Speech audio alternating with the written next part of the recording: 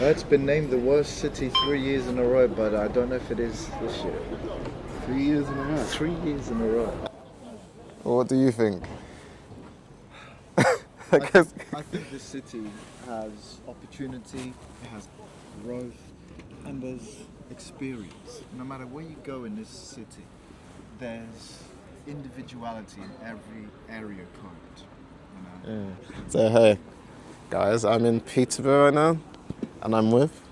David, And yeah, so David, what's your view on the world, and what shapes your view? Or is there anything you'd like to speak about? my view on the world. You know what, Daniel? I believe that all human beings are they're intricate. We're unique, yet we're the same. But we're all set apart intimately, yet I had to write this down. Oh no, that's fine. Yeah. Yet there is a mold that binds us, like in togetherness, like a tether that links our souls in a vibrational web. Dig what I'm saying? Yeah. You know, we're all part of this all. That's all I can call it, the all. We place names on it like, well, under the pretense of religion, under the pretense of a great father or Mother Nature. But all of that is just an organizational idea that came from a thought, which came from a dream. That comes from our neurons just zapping up together and coming up with funky ideas, man. That is an interesting take, but I mean, I agree that we should all be together, but then what would you say has caused like the disconnect, I guess, between people? That's causing us to kind of, or the world to not be as together as I guess we should be, if you think that's the case anyway. The disconnect is everyone's version of pleasure, because we're all chasing pleasure intimately. And as human beings, we all have this perverted way in doing it. Some people believe that we should hurt others to gain pleasure. Some people believe that we should part gifts to gain pleasure. But it's all selfish. It's all selfish, and we all want to be classed as a family, but at the same time, we want to disconnect from unity just to gain some form of pleasure. Yeah, we can do it all together if we all just listen to each other and not wait for our turn to talk. Because that's what the world has become with the digital. And I've got, I guess, a further question then. So, in terms of the selfishness, do you think that's taught, or that's like human nature, would you say? Is that something that you think that we just inherently are as a species or people, or something that's been taught through, and it just cycles because we're taught that over and over? Think of a family that lives, let's say, in the wilderness, a savanna. And this family works together. They are content with what they have. They are actually happy with what they have. They ask for nothing else. And let's say a hypothetical God delivers a trinket. They all praise the God that they have this trinket, and they all find a use to use this trinket. But then that trinket starts becoming a favorite of each family member. One of them wants more. The other one becomes jealous. And then next thing you know, it causes problems within that unity. So everyone then starts becoming selfish because they want a piece of it. I think we all want something, but we are willing to be selfish just to get it. And there's nothing wrong with being selfish. There is nothing wrong. It's It's the feeling that you project with being selfish. So, be like the family in the wild. They have everything, yet they have nothing. And they're content, they're happy, they're at peace. Mm. Some of us chase peace, but we don't think that we know how we're to attain it. We just have this perverted view of how to attain it. Mm. So, I guess in that, would you say most people's version of peace is somewhat different? I guess individual to, I guess, in your scenario of the trinket, some people might want a trinket, some people might want chocolate, some people might want something else. Or do you think most people's version of peace is somewhat similar? If that makes sense. Or is it more just like be yourself and go for what your version of peace is?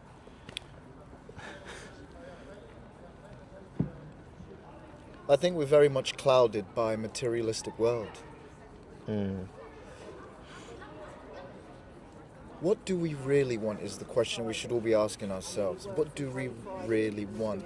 But also asking, who are we? Because what you are, who you are, defines what you want. Mm.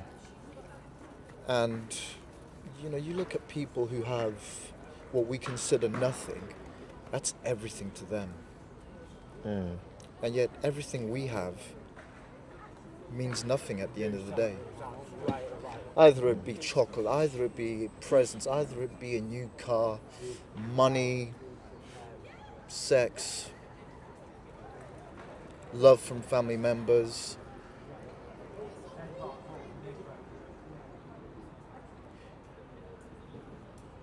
You don't want to chase, you just want to be. Just being. Mm-hmm. Because just being, you have everything. Yeah. Catch what I'm saying? And I'm still looking for that. Yeah. I'm aware of it. I'm aware of the ingredients, but Mm-hmm. it's gonna happen. I don't know how. I don't know why, but it will happen, and it will be just. And someday, the whole of humanity will be just, but it'll take a very long time until that happens.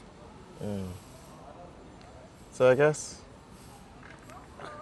from that, what would you say, like, if there was something you could do, or not you, but like let's say you got superpowers there and they were like, okay, you could do this one thing that you think perhaps could push people towards like, more peace, or to being able to be in the position where they can be at peace, or like to change the current climate of the world, what do you think could do that? Well, if I had a superpower, I'd stop it being so cold in this country. But if I could change the world,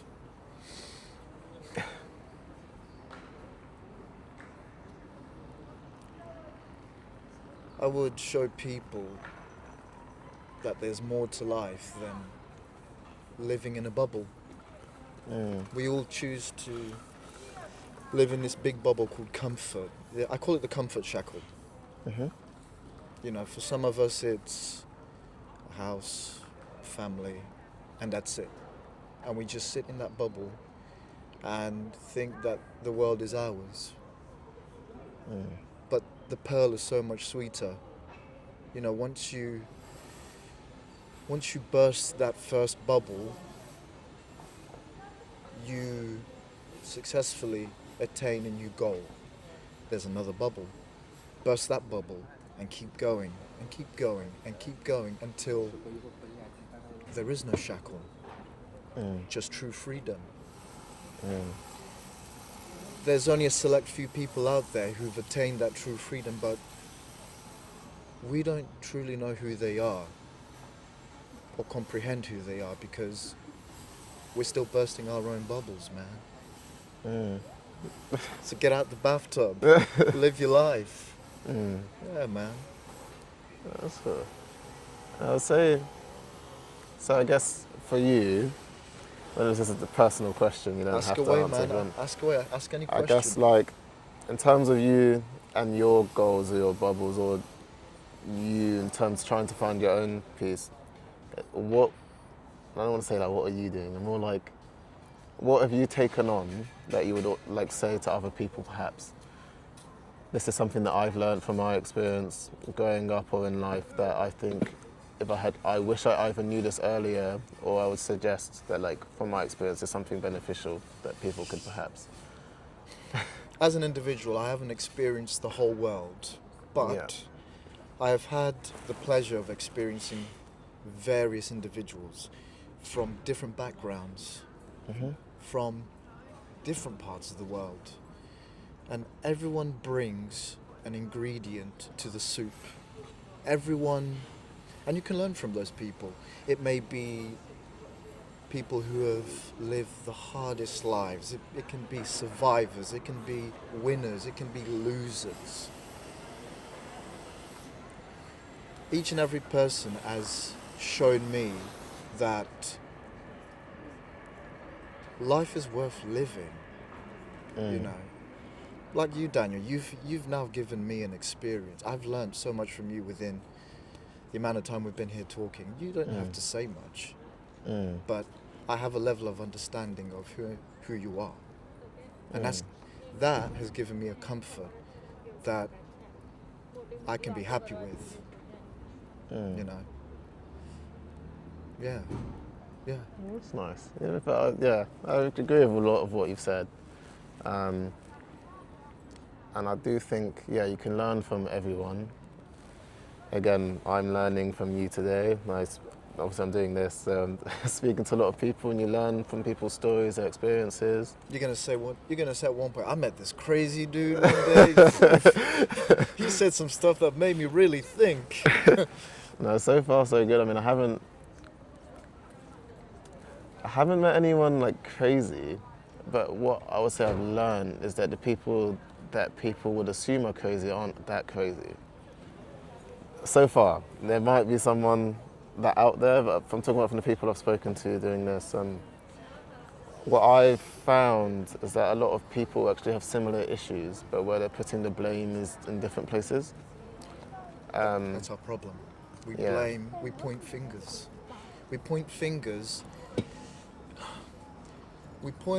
Only the fool points fingers at others, while the intelligent person points fingers at themselves. We look to blame others for our own problems. Our own problems derive from our own deepest desires. You know, we create this fallacy that everyone else is the enemy, yet the enemy is our inner demons. No. We all have a light inside of us. I believe that. But we have to find a way to be able to live with our demons and not let that take control of us. Yet a lot of people allow it to happen. Some people do have a control of it. I, for one, am still combating my own inner demons, you know. I have no shame in it at all. And I'm quite comfortable with where I'm heading towards, because every day is a new day, and every day I'm becoming a better person. Or at least I like to believe. Yeah. That's interesting. But I mean, I guess some people disagree with that notion, I'm sure. I think I agree. Those people are jealous. Yeah. Those people are jealous. Yeah. I think, it's open for interpretation. A lot of people are scared of many different things. A lot of it being the unknown, so people tend to stick, I guess, to what they know without challenging it as well. Right. Yep. So I guess it goes back to that is a bubble in terms of what you were saying earlier. But a lot of people are happy to sitting in that without challenging things. And I guess if the people around you also think something's very similar to you, often it's very easy to be like, okay, I think this, but so does X, Y, Z, so it must be right, without ever challenging what does the other side think, or perhaps what is out there? Well, Daniel, let me tell you something. Think of yourself in the position that you are now. You know, once upon a time, you had this idea and thought, yeah, you know what? I'm gonna discover people. I want to see what makes them click, what makes them feel, think, vibe. And at one point, you were staring into a void. But that light inside of you said, I want to step into that void and light it up and make it my world. And look where you are today. You know, you faced your fear and said, can I swear? Yeah, of course. Yeah. And you said, fuck it. Yeah. I'm going to be the light in this void. You know? No matter how you feel, no matter how you felt at the time. And I think that's a beautiful quality. It really is. You're a brave guy. You're a good guy. Thank you. I try my best. Thank you very much. And I think a lot of people can learn from what you've said, you know. Especially because everyone's going on their own journey. People be at different parts of their journey, whether it's the start, end, then if there ever is a finish. If there is, I'll find out hopefully one day. But yeah. Sorry to interrupt. What is this? I'm going to become famous. Oh, yeah. Yeah. For what reason? You got a reason to become famous? No, we're just trying to discover people's views. We're trying to discover people's views and learn from one another. I'm interested. Like, back in 20 minutes. No problem. Good luck, man. Yeah, thank you. Get a lot colder in 20 minutes. I know, but yeah, I think people be on different parts of their journey, so they can also learn. And I guess sometimes, even me, like facing stuff can be hard. So yeah, get out there, push yourself. I'm a big believer in follow your gut sometimes. Yes. It knows Your what is second good brain. for you. Your second brain. Yeah. Sometimes you'll be like, oh, I should do this, and you start second guessing, and then you end up not doing it, and then like 2 years later, you're like, maybe I should have done that thing. So yeah, I think just trot along, be yourself. When your gut tells you something, like own it and really push for it. That's my stance, I guess, on what you said. Obviously, you said a lot more than I've said, and I guess it's your flaw today. So I agree with a lot of what you said. Go through It's life interesting. being just, Daniel, and Yeah. as long as you're not hurting anyone else, Yeah. that's what truly matters. Yeah. Yeah. So I guess if there's like a final thing you could say to the world, I guess like a. I'm sure there'll be a lot to take from what you said already, but there's like a final like. Well, the world is full of posies and we go round and round, and some of us fall down, but a lot of us can just get back up and continue. Let's say everyone deserves to be happy. Everybody. From war-broken people to the most financially successful people. Everyone deserves true happiness. Not just happiness, true happiness, which goes back to just being. You know, just being. Not feeling happy, not having any emotion, but just being. I can't explain it because I'm not there. Yeah. Yeah. I know. I think that's a wonderful way to end things, I guess.